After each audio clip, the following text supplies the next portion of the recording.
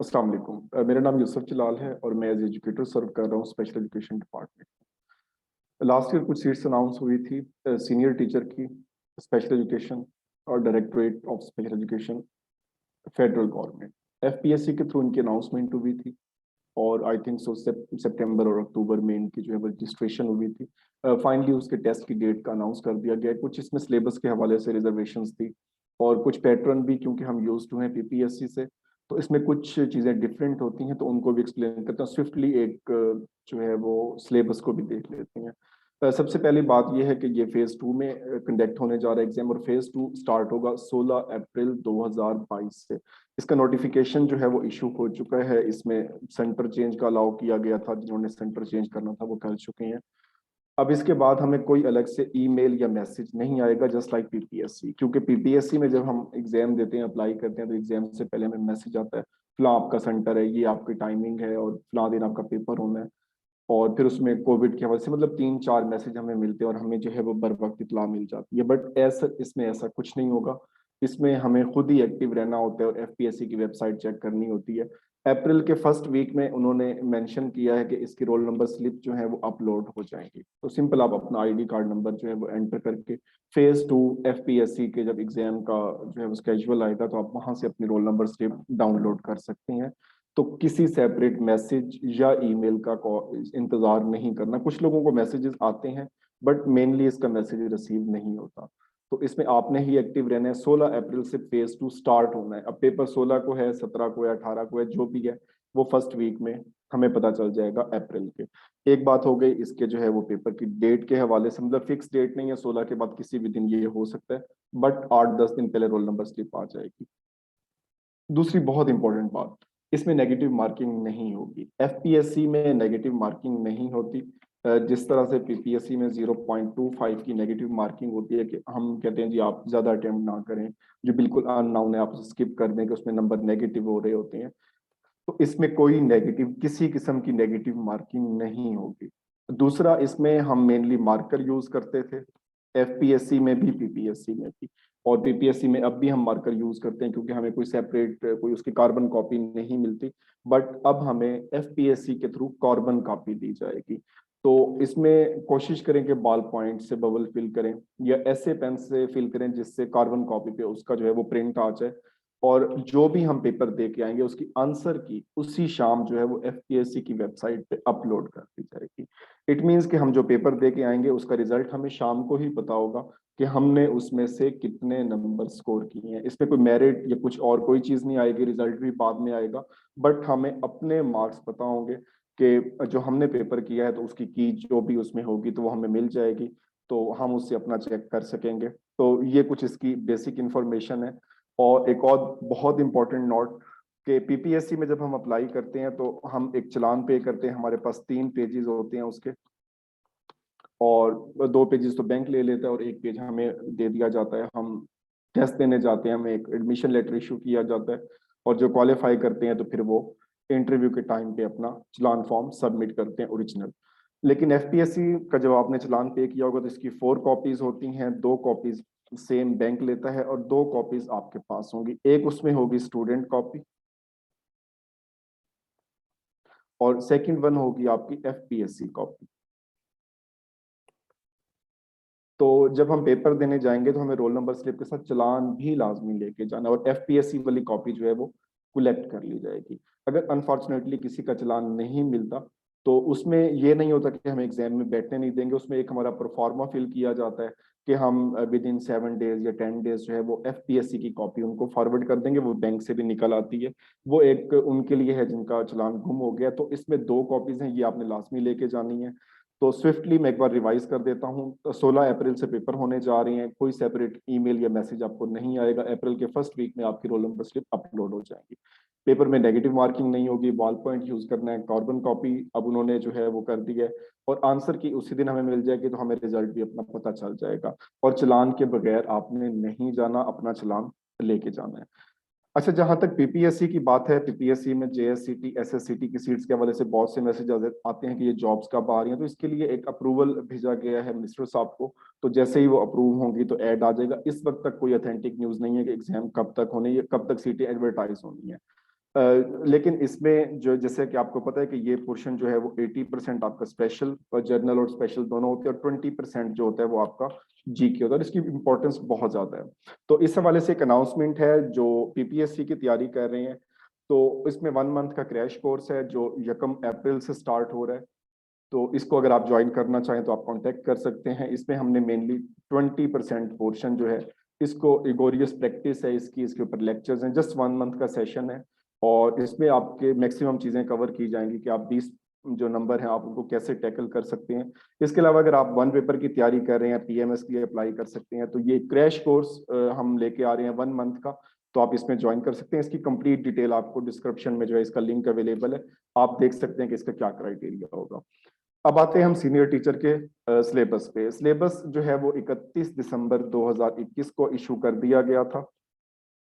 ये सिलेबस जो है वो यहाँ पर देख लें कि 145 इसका केस नंबर था, सीनियर टीचर है, directorate general of special education, ministry of human rights, और फिर एमए एमएड की डिग्री इन्होंने मांगी थी, कोई स्पेसिफिक नहीं थी उस हवाले से। और फिर उसके बाद इसमें 2 पार्ट्स होंगे, एक पार्ट इंग्लिश का होगा, ये मैंडेटरी है जस्ट लाइक पीपीएससी। तो एफपीएससी के जितने भी पेपर होते हैं तो इसमें 20 नंबर इंग्लिश के होते हैं, और जो 80 मार्क्स हैं वो प्रोफेशनल टेस्ट है।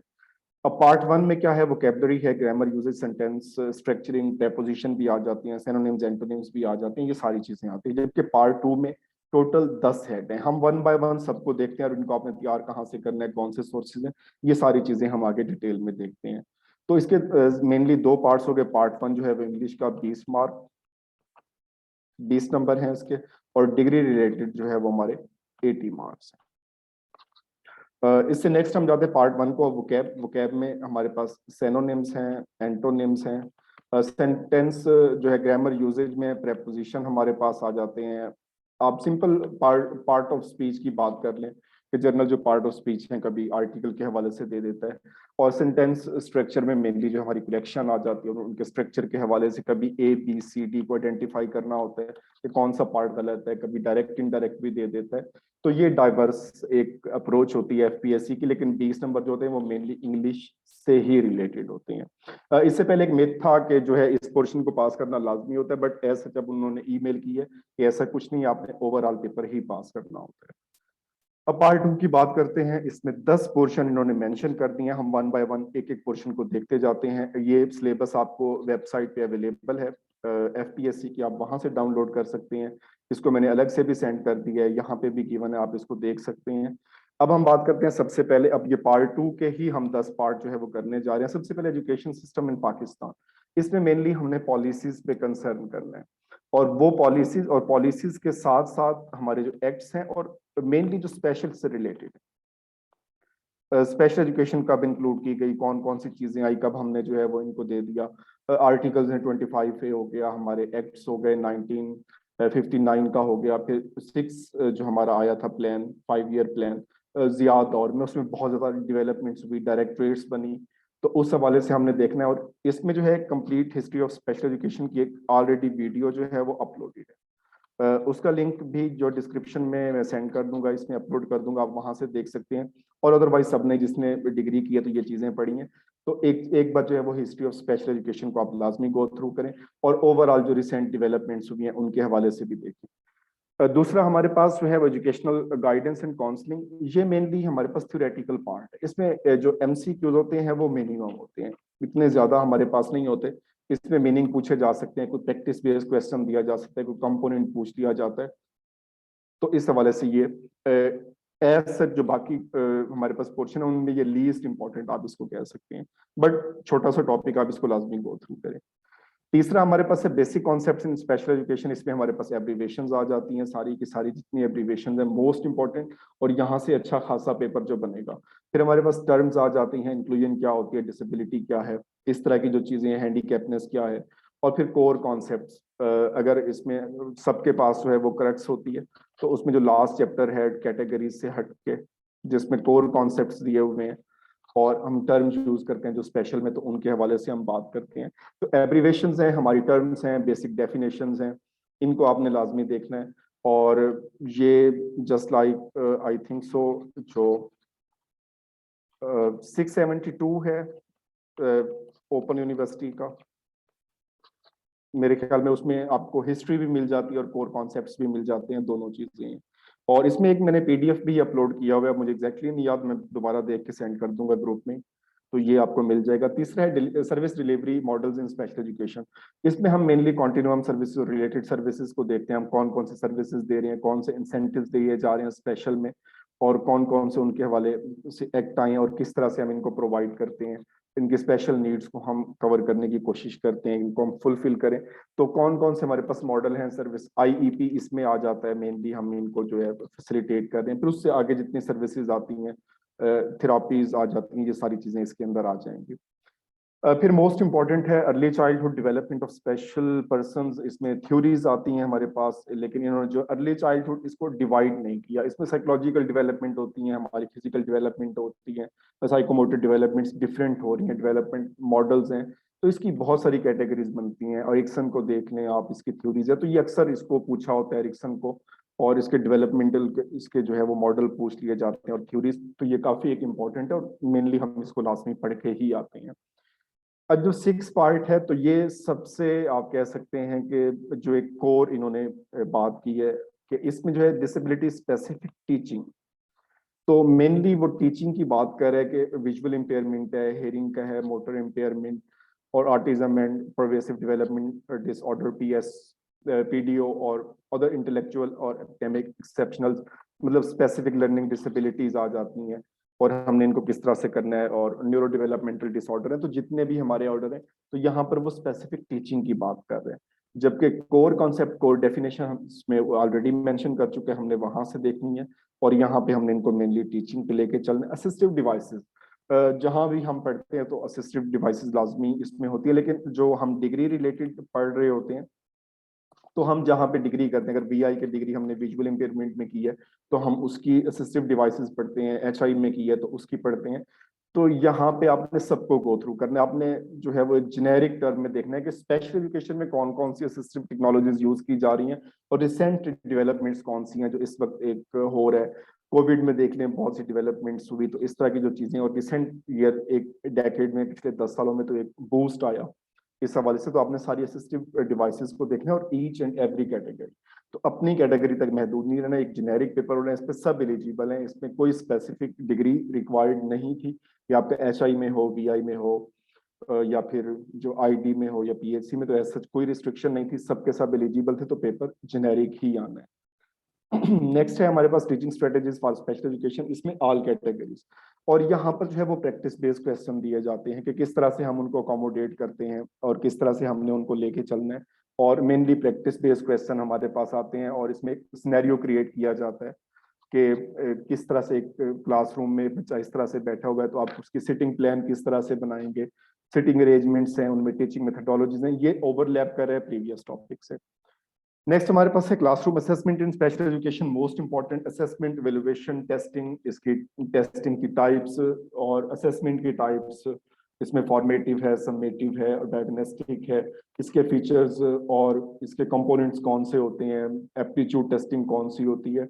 तो ये मेन पोर्शन जो है ये हमारा कवर करेगा एमसीक्यूज के हवाले से। इसमें हमेशा एमसीक्यूज मैक्सिमम बनाए जाते हैं, क्योंकि ये ऐसा पोर्शन है कि जहाँ पे हमारे डिसएग्रीमेंट नहीं है, एक हमारे पास नॉलेज मौजूद है, हायरार्की मौजूद है कि किस तरह से चीजें, असेसमेंट का मकसद कौन सा है, असेसमेंट के ऑब्जेक्टिव्स कौन से हैं, evaluation just like decision making है तो उसकी हम इवैल्यूएशन करें, इवैल्यूएशन का जो कोर पर्पस है वो डिसीजन मेकिंग है, और टेस्टिंग की टाइप्स, इसके फीचर्स बहुत इसमें इंपॉर्टेंट है, इसमें वैलिडिटी होगी, तो इस तरह की चीजें भी जो है वो आपने लाजमी इसमें देख के जानी है।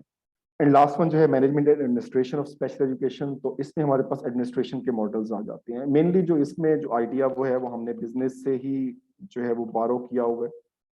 एडमिनिस्ट्रेशन का जो है इसमें टेलरिज्म है, फॉयलिज्म है, प्रिंसिपल है, फीचर है, पोस्ट कॉर्प, ये अमूमी तौर पे जो इसमें से एब्रीविएशन पूछ दिए जाते हैं, तो ये एक अच्छा खासा इसमें से पोर्शन बन सकता है। सोर्सेज की जहां तक बात करें, तो जो बेस्ट सोर्स है वो AIOU की बुक्स, इलामा इकबाल ओपन यूनिवर्सिटी की किताबें बहुत अच्छी है।